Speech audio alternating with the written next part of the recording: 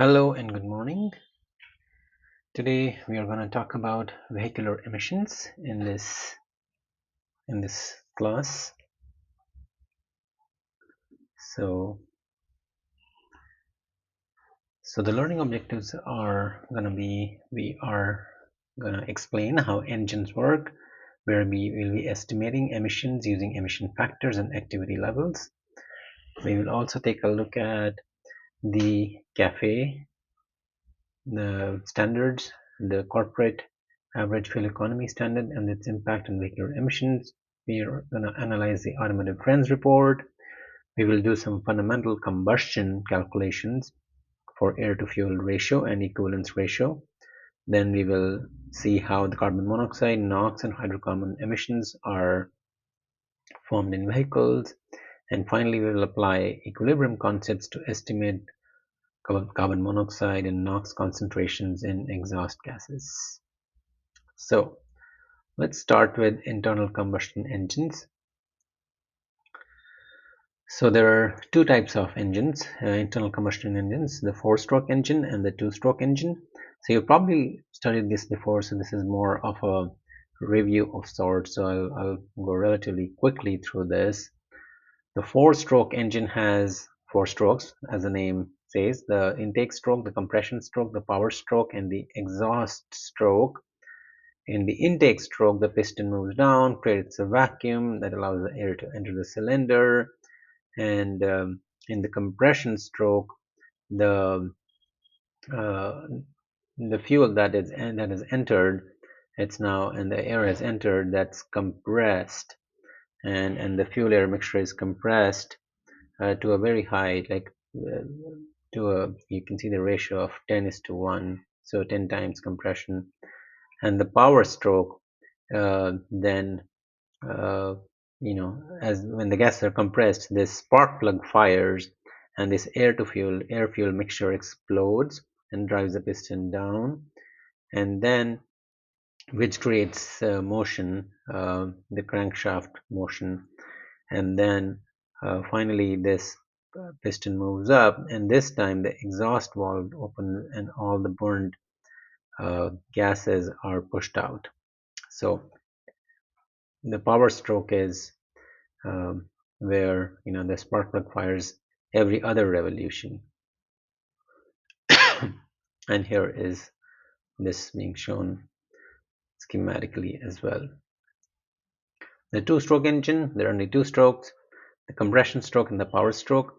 The intake and exhaust are combined with the compression and power stroke. So here the piston moves up, it compresses the air to fuel mixture, and while it's doing that, the fresh mixture enters the crankcase, and then during the downward motion, the spark plug fires, and explosion pushes the piston down, and then the exhaust gases exit as well. So there's some parallel things going on here. Again, the schematic demonstration of the concepts. Now, if we try to compare the two, here's a table that does that. The four-stroke engine, it completes one power cycle in 4 strokes, and the two-stroke engine completes one power cycle in 2 strokes. And the power output produces power once every 2 revolutions. On the other hand, the two-stroke engine produces power once every revolution. So therefore, the two-stroke engines have higher power output. The fuel efficiency, talking about that, the four-stroke engines are more fuel efficient due to complete combustion. And the two-stroke engines, they're less fuel efficient because they have overlapping intake and exhaust, which leads to fuel wastage.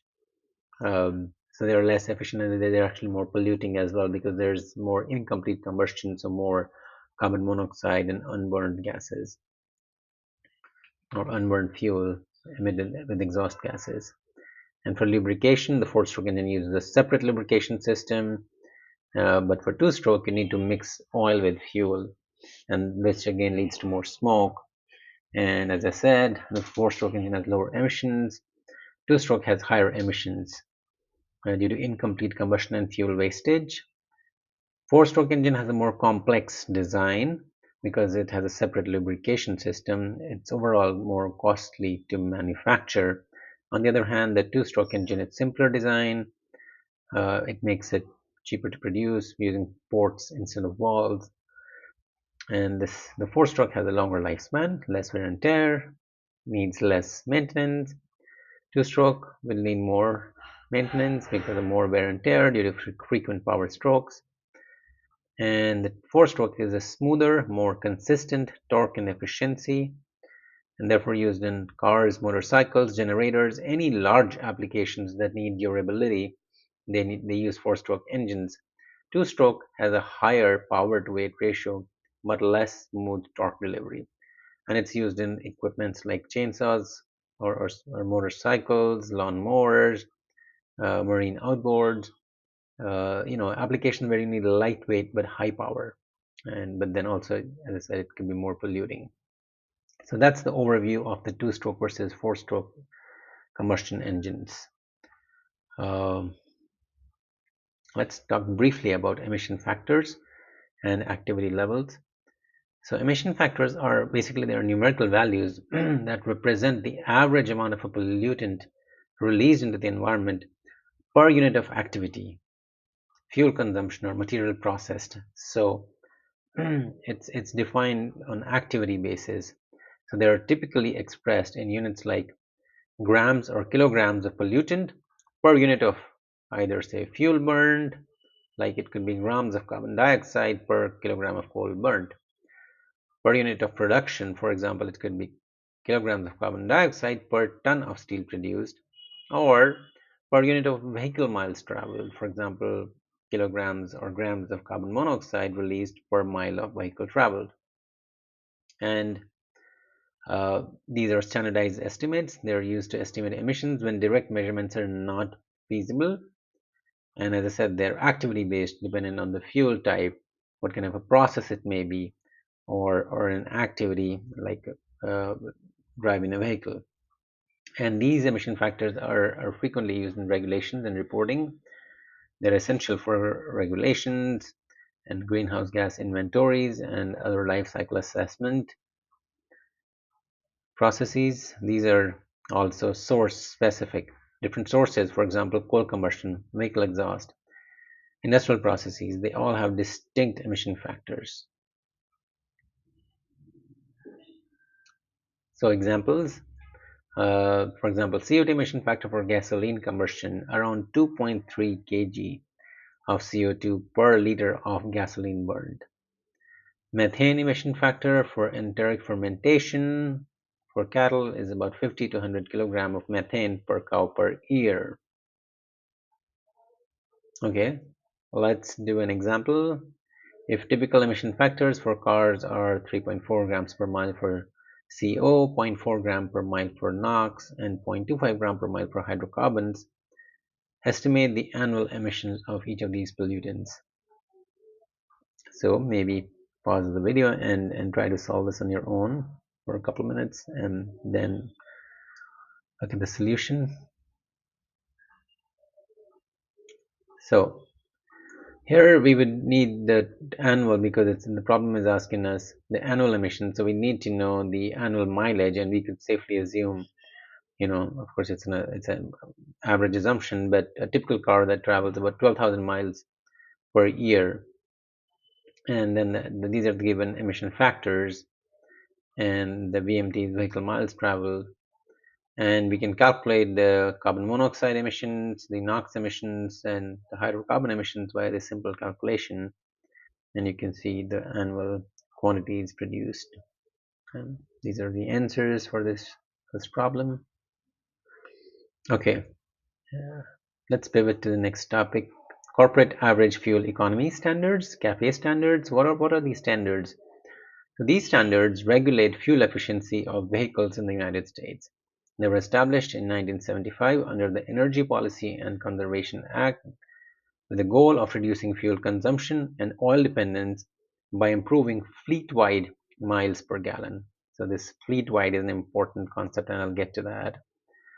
And this is administered by NHTSA and EPA.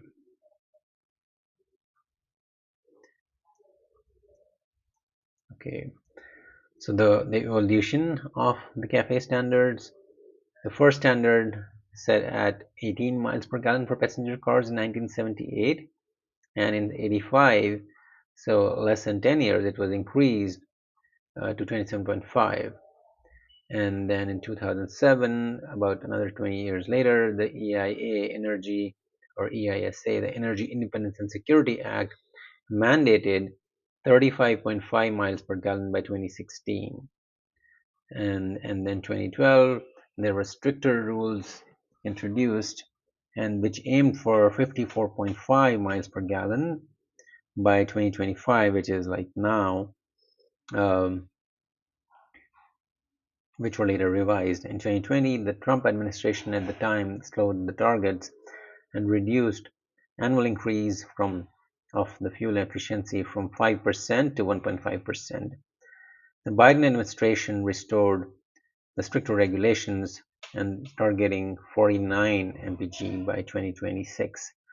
So, I mean, what do you mean by mandating these miles per gallon efficiency? Well, what it means is that the the car manufacturers, they have to do better at making better engines which are more efficient and less polluting, because if they use the fuel more efficiently, not only do you save fuel, but you also have more complete combustion, and you have lower emissions. And and and because of these standards, it's there's a saying that need is the mother of invention. So when you're forced to comply with these standards and regulations, then you're forced to sort of innovate and come up with newer ways to do things. And we have seen a lot of that happening. So the impact of CAFE standards, that it has reduced oil consumption and emissions, and it has pushed automakers to develop fuel efficient technologies. So, for example, hybrids and electric vehicles. The higher vehicle costs due to compliance investments, so that's, you could say, a downside in one sense, but if it can help the fuel efficiency and pollution, those are some costs associated with that. The future trends, the stricter CAFE targets they're pushing more towards electric vehicles now. As you go more and more towards those higher ranges of those targets, it's hard to get those by just making the engines better, because there is so much that can be done. So automakers balancing fuel economy with consumer demand for SUVs and trucks, and some states like California, they are enforcing stricter emission rules. Now, some of you might wonder, what is this corporate average fuel economy? Well, as I said, the CAFE standards, they apply to the entire fleet of vehicles produced by a manufacturer, not individual models. So automakers must meet an average fuel economy target across all their cars and light trucks. So it's not just one vehicle, it has to be across all their vehicles. So one could probably have a lower uh, you know uh, fuel economy or vehicular mileage, and the other uh, could have higher, but the average has to be what is mandated. So high efficiency models, for example, hybrids and EVs, they offset lower efficiency models like SUVs and trucks. So manufacturers get flexibility to balance fuel economy across their lineup. And this encourages corporate level innovation in fuel efficiency, as you can imagine. Take an example, for like if Ford sells a small fuel efficient car that gets 50 miles per gallon, and then also sells a truck that gets about 20 miles per gallon, their corporate average fuel economy must still meet the CAFE target for that model year. So they will take all their trucks and all their smaller cars and average it out, and that the average should be meeting the CAFE target for that model year. So this kind of an approach gives more flexibility while still pushing the manufacturers for improving overall fuel efficiency through innovation and technology development. Okay, so In this similar vein, let's look at the Automotive Trends Report. This is an annual EPA report which provides the public with information about new light-duty vehicle greenhouse gas emissions, fuel economy, technology data, and auto manufacturers' performance in meeting the agency's greenhouse gas emission standards. This is from the EPA website, the link below. I'm providing a PDF of this latest report on the course page, but I would encourage you to browse the website as well and look at more related information. So this report has been compiled since 1975, so about 50 years. And the CO2 emissions, and if you look at this plot here, the CO2 emissions and fuel economy, they have steadily improved since 1975. The upper plot is showing the real world CO2 emissions. You can see how since these CAFE standards were put in place, the fuel economy has increased tremendously, like here. And then it's directly like a mirror image, right? As the fuel economy increases, the CO2 emission starts to go down. And then the fuel economy dipped a little bit during this period and then rose again. And there's a similar trend here, but then we are kind of in a pretty good place from where we started in 1975. And you can see the model year 2023 produced an average of 309 grams per mile of CO2, the lowest on record, and 18 grams per mile lower than the previous year. And it has led to improved fuel economy, and technology advancements have helped with that. So the downward trend is driven by increased production of battery electric vehicles, BEVs, and plug-in hybrid electrics. So let's try to understand a little bit more about what these are, the BEVs and PHEVs. So BEVs are battery electric vehicles. These are fully electric vehicles with no gasoline option. There's no gas engine in the car at all. This is powered entirely by a battery pack and electric motor. There's zero tailpipe emissions, right? There is no engine, but it must be charged using an external power source like a home charger, like it could be something in your garage and or a public charging station. Examples: a Tesla Model 3, Nissan Leaf, and so on. The plug-in hybrid electric, on the other hand, is a combination of an electric internal combustion engine, so it has a gas engine and an electric motor. So it can run solely on electric power for a certain distance before you want to switch to gasoline, say.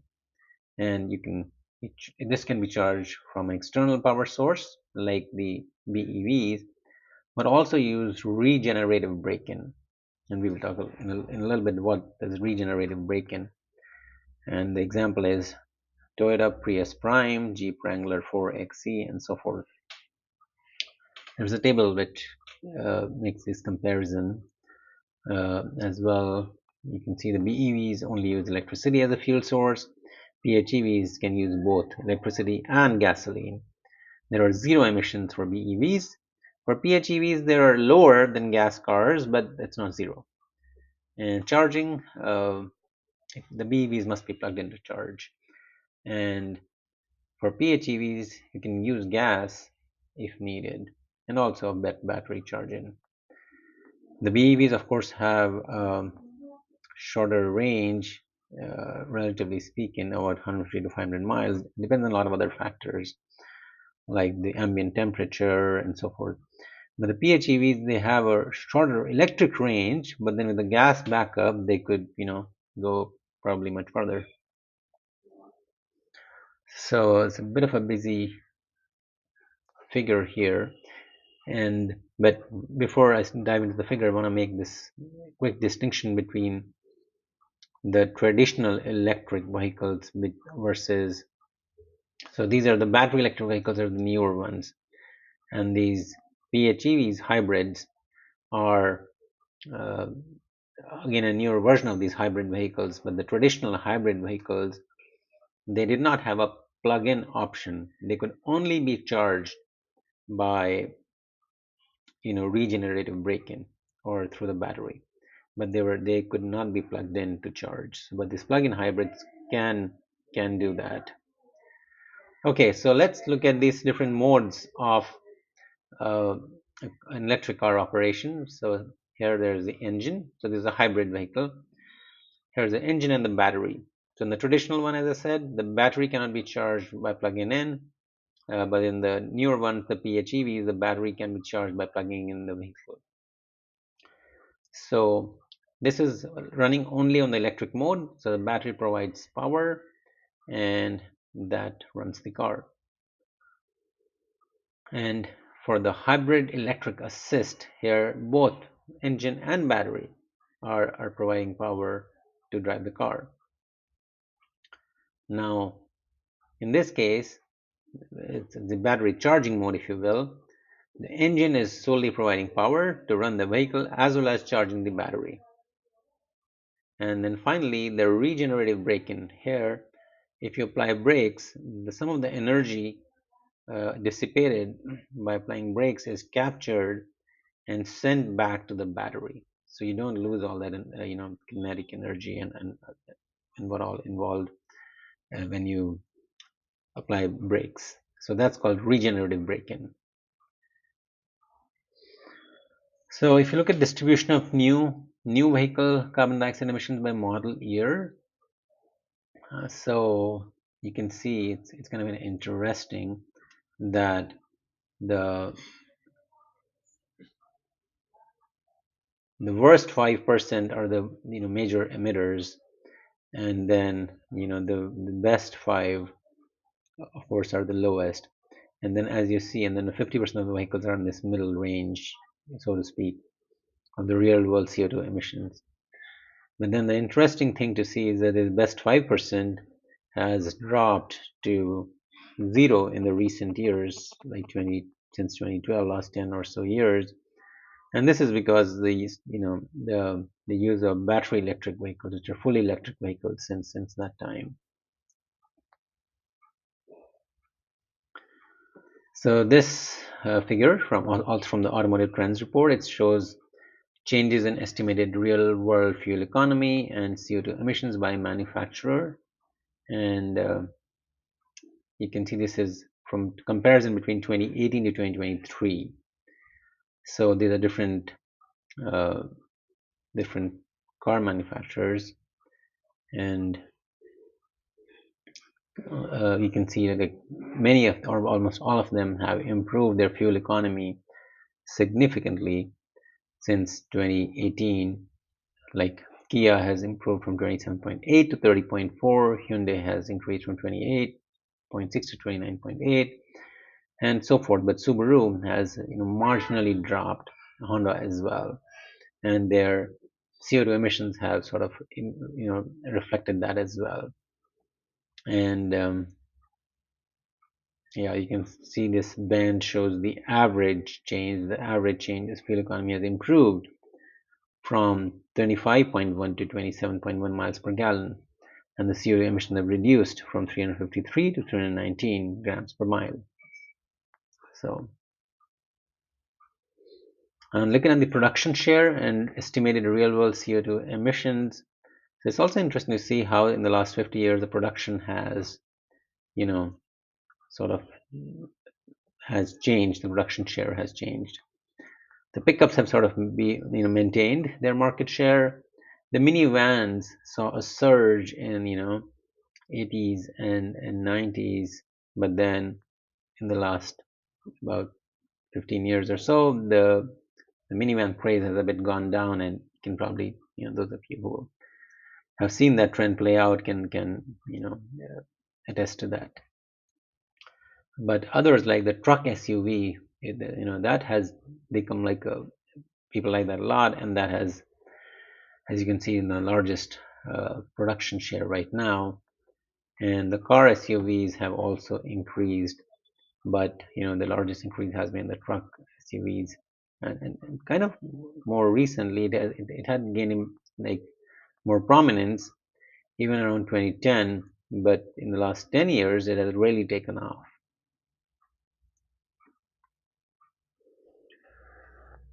So this figure here from the Automotive Trends report shows vehicle type distribution by manufacturer for model year 2023. So which different manufacturers, what kind of cars they produce. Subaru, for example, they have the truck SUV and then the sedan. So they don't have any car SUVs, and and Tesla has a big car SUV component there in the sedan, and then smaller truck SUVs. And then Ford, of course, we know that makes pickups, and then the truck SUVs and the car SUVs too. So anyway, it's just interesting to look at, and there are many more plots than I'm showing here in the trends report. So moving on, we'll be talking now about vehicular combustion fundamentals like air to fuel ratio, equivalence factor, effect of combustion conditions on CO, NOx, and hydrocarbon emissions. So for that, let's switch to the notepad.